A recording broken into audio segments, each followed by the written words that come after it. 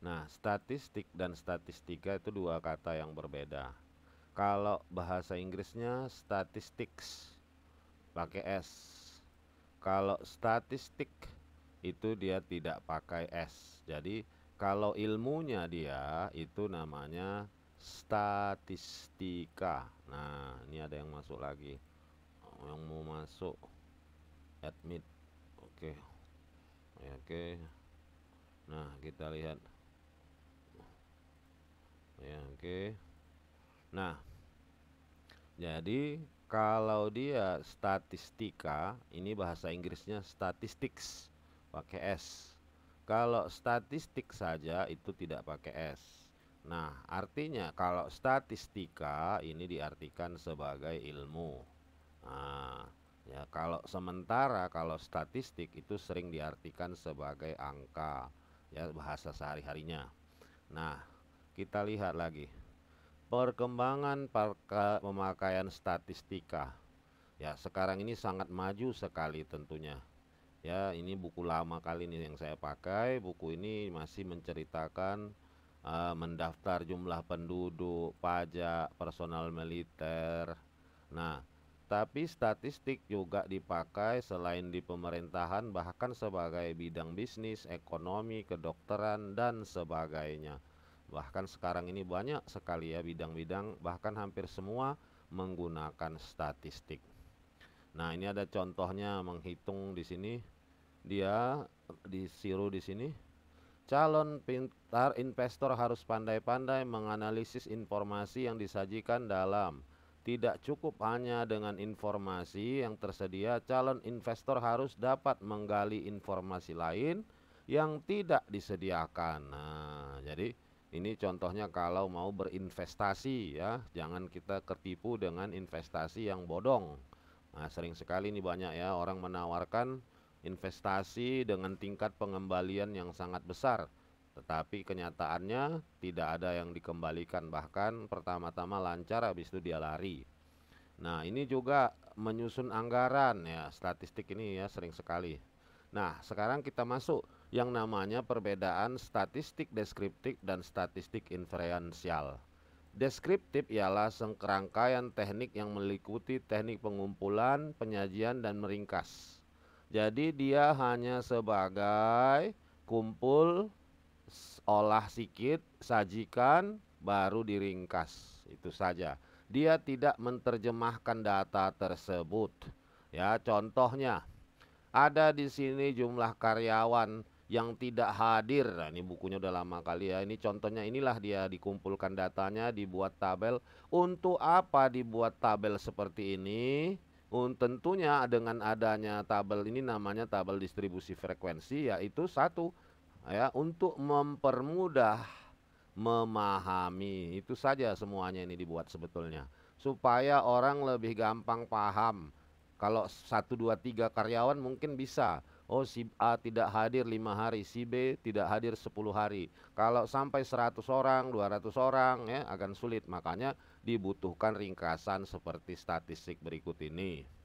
Nah, kita masuk di dalam statistik selalu ada yang disebut populasi, ada sampel. Kalau kita bilang di sini populasi ialah seluruh objek yang ingin diketahui. Sampel adalah bagian dari populasi. Nah, itu ajalah cara gampang mengingatnya. Populasi itu semua. Kalau sampel bagian dari populasi. Nah, kita lihat lagi di sini. Dua istilah lainnya yang berhubungan dengan sampel dan populasi adalah kata parameter atau statistik. Ya, parameter adalah ukuran-ukuran tertentu yang digunakan sebagai penggambaran satu populasi. Nah, jadi contoh kita gambarkan, kita ingin mengambil seluruh mahasiswa yang ada di Polmed, umpamanya Politeknik Negeri Medan. Nah, itulah yang disebut inilah seluruh mahasiswa. Nah, mahasiswa Polmed itu mungkin sekitar 8.000 orang. Kan tak mungkin kita ambil semuanya, jadi diambillah sampel. Nah, yang mana kita ambil dari populasi yang 8.000 orang ini, menjadi sampel. Tentunya kita bikin yang namanya alat ukur, atau yang disebut dengan parameter. Atau kadang-kadang orang bilang apa saja ciri-cirinya, karakteristiknya yang dijadikan sampel. Nah, itu dia. Ini nggak usah kita pakan, nanti saya bagi nih. Nah, sekarang kita lihat, kalau belajar statistik ini yang selalu dibutuhkan. Bahkan saat ini kalau orang terlalu pandai bercerita tapi tidak ada data, itu sering disebut dengan hoax. Ya. Jadi data nomor satu, datanya ada tidak? Nah, ya kan? Nah, itu kalau kita lihat sering sekali orang yang pandai bercakap, tapi kalau ditanya datanya dia juga bilang nggak tahu ya, mungkin dia hanya suka berasumsi. Nah, asumsi itu payah dipahami. Data ialah sekumpulan fakta atau angka, segala sesuatu yang dapat dipercaya kebenarannya, sehingga dapat digunakan sebagai dasar menarik suatu kesimpulan. Nah, itulah dia data. Data itu fakta ya, tidak selalu berupa angka. Nah, kita lanjut lagi. Ini contoh data bursa atau perubahan kurs di bursa efek ya, bisa.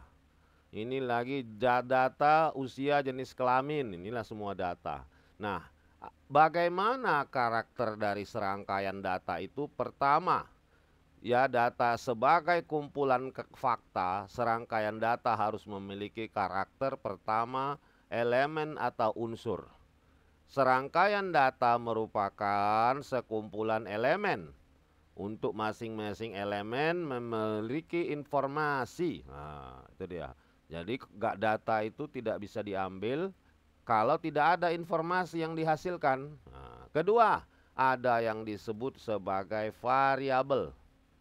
Nah, jadi apa itu variabel? Karakteristik elemen.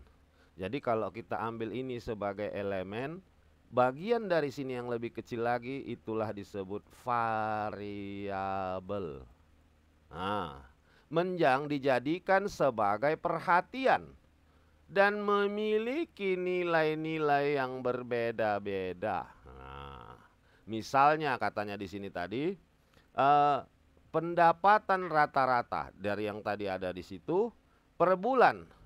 Sebagai karakteristik, variabel ini memberikan penjelasan terhadap elemen-elemen tertentu, yaitu tentang pendapatan.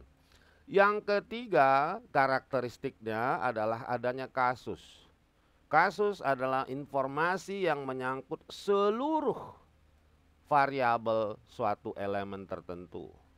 Nah, kasus ditunjukkan pada masing-masing baris. Kasus juga disebut sebagai vektor. Nah, ya, vektor. Nanti kalian Google aja kalau kurang paham ya. Nah, yang selanjutnya ada observasi. Observasi disebut sebagai hasil membaca, ya, hasil melihat, hasil mengamati ya. Tapi yang dilihat itu berupa data. Nah, orang seringkali melakukan data itu melalui survei. Survei itu ya. Jadi katanya di sini data itu ada dua jenis. Satu data kuantitatif, satu lagi data kualitatif. Nah, kita ingat aja supaya gampang. Kalau kuan, nah, kuan berarti angka. Nah, supaya gampang cara mengingatnya. Kuali itu berarti di luar angka. Nah, ya. Jadi contohnya bisa kita lihat di sini. Ada dikatakannya data kuantitatif, ada kuan. Karakter nilai-nilainya dibentuk dalam bentuk numerik atau angka. Kuali non numerik atau atribut-atribut. Nah, ya, jangan ada lagi yang salah apa, ingat aja kuanti sama kuali. Nah, data kuanti ya, kuantitatif yang angka tadi, ada yang berupa diskrit, ada yang berupa kontinu. Nah, apa arti diskrit? Nah, coba supaya kita tidak salah. Nah, kita buka. Nah, ini dia ChatGPT. Nah, ini dia ya. Kita ketik. Apa arti data diskrit bagi oh, ini kita sembunyikan dulu. Bagi orang awam. Nah, jadi kalian harus pandai memakai. Apa maksudnya nih? Nah, ini dia. Nah, ada dua dikasihnya pilihan. Yang mana yang mau kita ambil? Nah, kita lihat. Kalau yang ini panjang kali, capek kita. Kita pilih saja yang ini. I prefer this response. Nah, dikatakan di sini, data diskrit adalah jenis data yang hanya bisa mengambil nilai tertentu, seperti hitungan atau jumlah. Contoh sederhananya untuk orang awam adalah jumlah anak dalam satu keluarga. Kamu bisa punya 1, 2, 3 anak, tetapi kamu tidak bisa punya anak 2,5 atau 2,5. Berarti coba kita bikin ya. Definisikan. Kita suruh dia, jangan panjang-panjang. Definisikan dalam 6 kata. Nah, coba. Coba. Jadi katanya data yang terbatas nilai tertentu. Apa maksudnya? Kalau dia nilai tertentu berarti dimulai nilai itu adalah 1, 2, 3 dan seterusnya. Dia tidak boleh pecahan dan dia tidak boleh ada 0. Nah, itulah diskrit. Nah, sekarang kita tanya lagi dia. Apa pula itu data kontinu, ya kan? Jelaskan pada saya. Pada saya, apa itu data kontinu? Dalam 20 kata. Nah, kita suruh dia. Nggak usah jelas banyak-banyak, cakap, singkat, padat, jelas. Ya. Kasih contoh, kita suruh lagi dia. Kasih contoh singkat. Ya, singkat dalam bentuk angka. Angka. Nah, enter. Nah, apakah boleh ada nilai 0?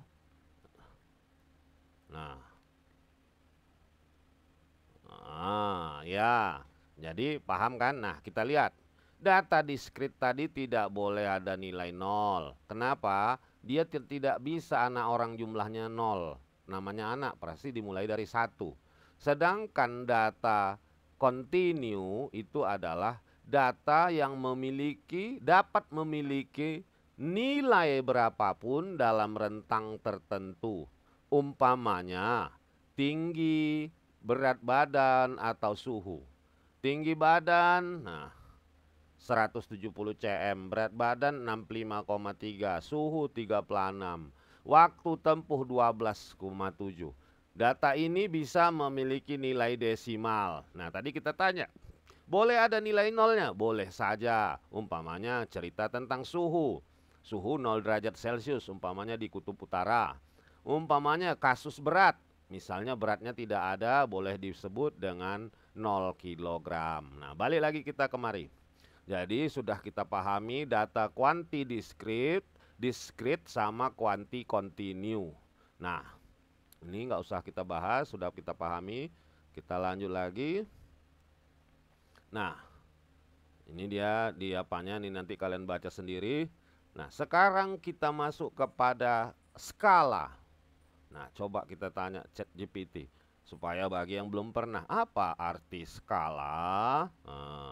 Ya, skala bagi skala dalam statistik. Nah, supaya jangan ngawur dia menjawabnya, kita kasih tahu. Dalam statistik, ini dia. Ini lagi mikir dia, mungkin agak pening kepalanya nih, belum makan malam dia, jadi agak lambat menjawabnya. Nah, pertama, skala itu ada jenis atau tingkatan pengukuran. Pertama ada skala nominal, yaitu mengelompokkan data berdasarkan kategori tanpa urutan tertentu. Misalnya jenis kelamin atau warna mata. Kedua, ada skala ordinal. Mengelompokkan data berdasarkan kategori atau peringkat tertentu. Ketiga, ada skala interval, yaitu memiliki urutan dan jarak, tetapi tidak ada titik nol atau absolutnya. Terakhir skala rasio. Nah, ini ya, coba kita supaya jangan kita capek lagi.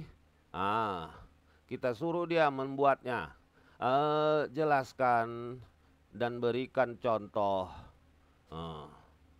arti skala dalam bahasa anak SD. Kita suruh dia. Nah, kita suruh dia supaya kita paham. Inilah gunanya teknologi. Ya. Nah, ini dia kalau dia mengajar anak SD umpamanya, bukan berarti kita anak SD, cuman supaya kita paham, lebih mudah memahaminya. Nah, kita lihat skala itu arti pertama, skala nominal. Nomina berasal dari kata nomina. Nomina itu benda. Nah, jadi memberi atau berasal dari kata name. Memberi nama atau kategori tanpa urutan. Contohnya, warna bola itu ada merah, ada biru, hijau. Skala ordinal, mengelompokkan sesuatu dengan urutan. Contohnya peringkat lomba, juara 1, 2, dan 3, itu namanya ordinal. Nah, skala interval mengukur dengan urutan dan jarak yang sama, tapi tidak ada nol. Contoh, suhu 10 derajat, 20 derajat, 30 derajat. Ini masing-masing jarak antara 10 ke 20 itu 10 derajat. Jadi naik-naik 10. Ada urutan, ada jarak yang sama. Itulah baru disebut dengan interval. Keempat, ada rasio. Sama seperti interval, tidak ada nol. Nah, ya, contohnya berat 0 kg berarti tidak ada berat. Dan kita bisa membandingkan berat. Berat 4 kg sama dengan 2 kali berat 2 kg. Nah, mudah-mudahan kalian paham. Kalau kurang paham nanti cari lagi, gunakan ChatGPT sendiri. Nah, ini nggak usah kita jelaskan lagi, capek kita itu. Nah, menyusun kuesioner. Nah, kenapa ini penting? Karena kuesioner lah salah satu alat yang paling sering sekali dipakai untuk memperoleh data. Pertama, sebelum kita susun katanya, salah satu sebuah kuesioner terdiri dari memiliki 5 bagian. Pertama, identifikasi datanya. Nah, apa namanya? Ada identitas orang yang mau menjawabnya. Inilah yang disebut responden, berupa nama, alamat, dan sebagainya. Dapat juga ditambahkan wawancara. Waktu wawancara, nama pewawancara, dan kodenya. Tetapi kadang orang tidak suka ditanya namanya, tidak suka ditanya alamatnya. Nah, berarti jangan kita paksa. Kalau kita paksa nanti dia marah, nggak mau dia menjawabnya. Kedua, adanya permohonan. Harus kita minta izin bahwa dia mau diwawancarai ataupun mengisi kuesioner, ya. Nah, disebut identitas pewawancara juga disebutkan.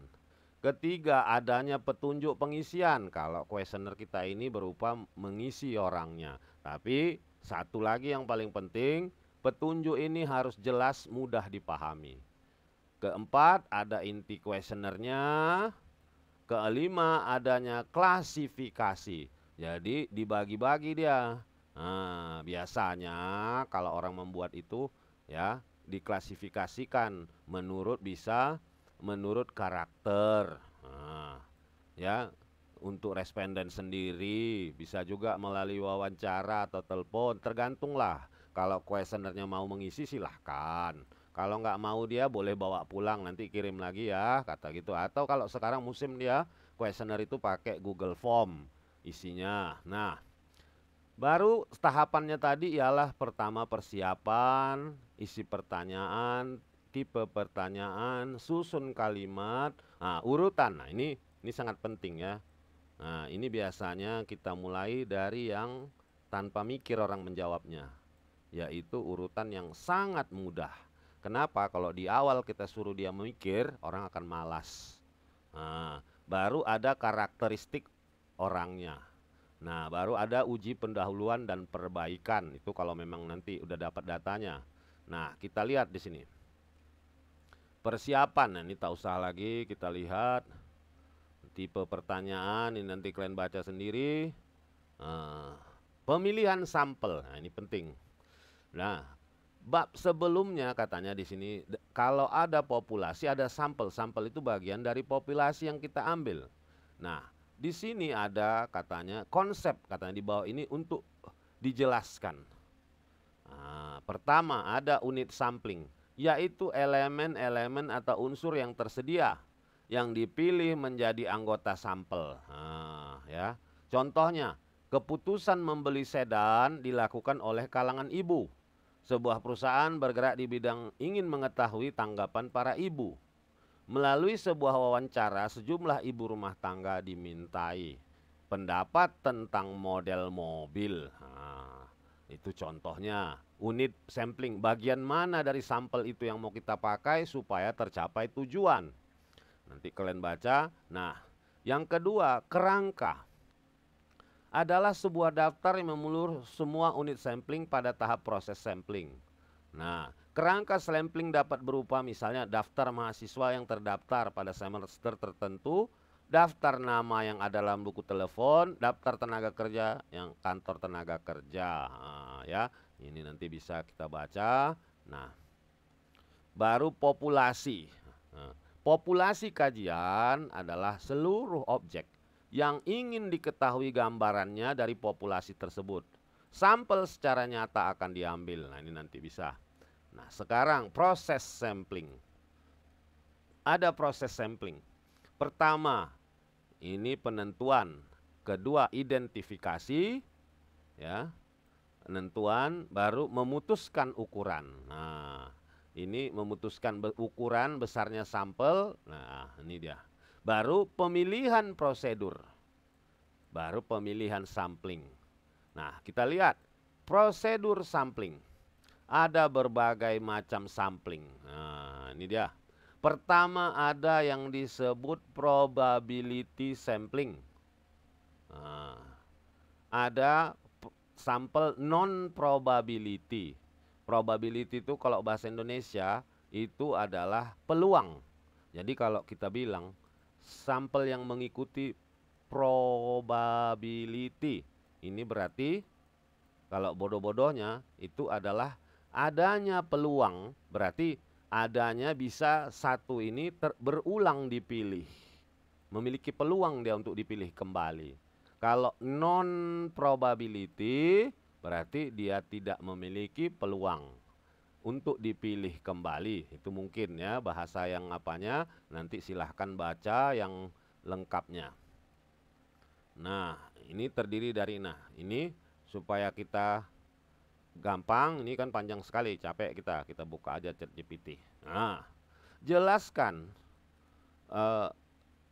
apa itu probability sampling dan non probability sampling. Gunakan bahasa yang sederhana. Enter.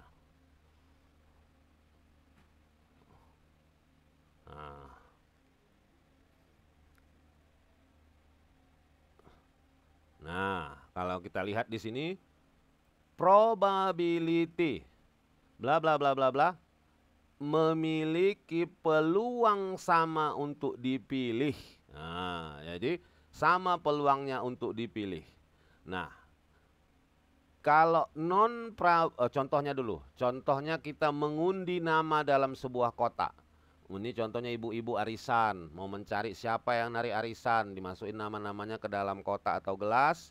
Jadi semua memiliki kesempatan untuk keluar namanya nari arisan. Kalau di awal-awal, di akhir nanti mungkin kalau yang tertarik udah yang diambil namanya keluar, sudah pernah nari, terpaksa dikocok lagi. Nah, kalau non probability tidak semua punya kesempatan untuk dipilih. Nah, ya. Dia tidak semua. Dia ada pertimbangan atau keputusan tertentu, bukan acak. Nah, oke. Jadi dia tadi itu bahasanya sederhana. Sekarang kita suruh dia. Nah, berikan apa tadi katanya? Beberapa bagian dari probability sampling. Ya. Dan contohnya. Ya. Oke. Kita lihat. Ini dia. Nah, ini tadi tuh sama dengan yang di buku ini. Ini yang digambar ini. Probability sampling. Ini dia. Ya, ini kurang ini, memang masih kurang kalau yang ini. Ini masih sedikit. Banyak dia nanti pilihannya sebetulnya ya. Kita lihat, biarkan saja ChatGPT yang mikir. Nah, kita lihat. Nah, walah banyak kali pula. Nah, probability sampling ada namanya nomor 1, simple random sampling atau sampel acak sederhana. Artinya, setiap anggota memiliki peluang untuk dipilih. Contohnya, 100 siswa, nama setiap siswa dimasukkan dalam kotak, lalu 10 nama dipilih secara acak. Nah, jadi 10 itu bisa saja terpilih si Badu, si Ucok, si Udin ya. Nah, nomor 2, stratified random sampling atau sampel acak berstrata. Strata itu artinya tingkat. Jadi populasi dibagi menjadi kelompok-kelompok atau tingkat-tingkat atau strata berdasarkan karakteristik tertentu. Lalu diambil secara acak dari setiap kelompok. Contohnya, siswa dikelompokkan berdasarkan jenis kelamin. Ada 2 ya jenis kelamin. Kalau bencong nggak dihitung itu. Hanya 2, laki, perempuan. Lalu dipilih secara acak. Beberapa siswa dipilih dari setiap kelompok. Nah, jadi dipilih dia. Yang ketiga itu adalah klaster. Nah, klaster ini kita lihat kayak sekarang kita lihat di Kota Medan ini perumahan tipe klaster katanya. Jadi itu sama juga kayak tadi, itu klaster artinya tipe atau kelompok-kelompok. Kemudian klaster dipilih secara acak. Dan semua anggota klaster dijadikan sampel. Contoh, dari 10 kelas, 2 kelas dipilih acak, maka semua siswa yang ada di dalam kedua kelas itu dijadikan sampel. Nah, jadi kalau kita lihat dengan bahasa sederhananya, cluster sampling itu dia yang banyak ya. Kalau tadi strata kelompok-kelompok, dia sering hanya perorangan, jenis kelamin ya. Nah, dipilih. Kalau perempuan kan yang dipilih cuma 1, nanti dipilih lagi laki-laki. Nah, yang terakhir, sistematik. Sampel dipilih dengan interval tertentu dari daftar populasi yang diurutkan. Contohnya, dari daftar siswa yang disusun berdasarkan nomor absen. Setiap siswa kelima dipilih sebagai sampel. Oh, udah ditentukan. Setiap yang segini itulah yang jadi. Nah, itu dia contohnya. Nah, sekarang kita suruh dia lagi memberikan bagian dari non-probability.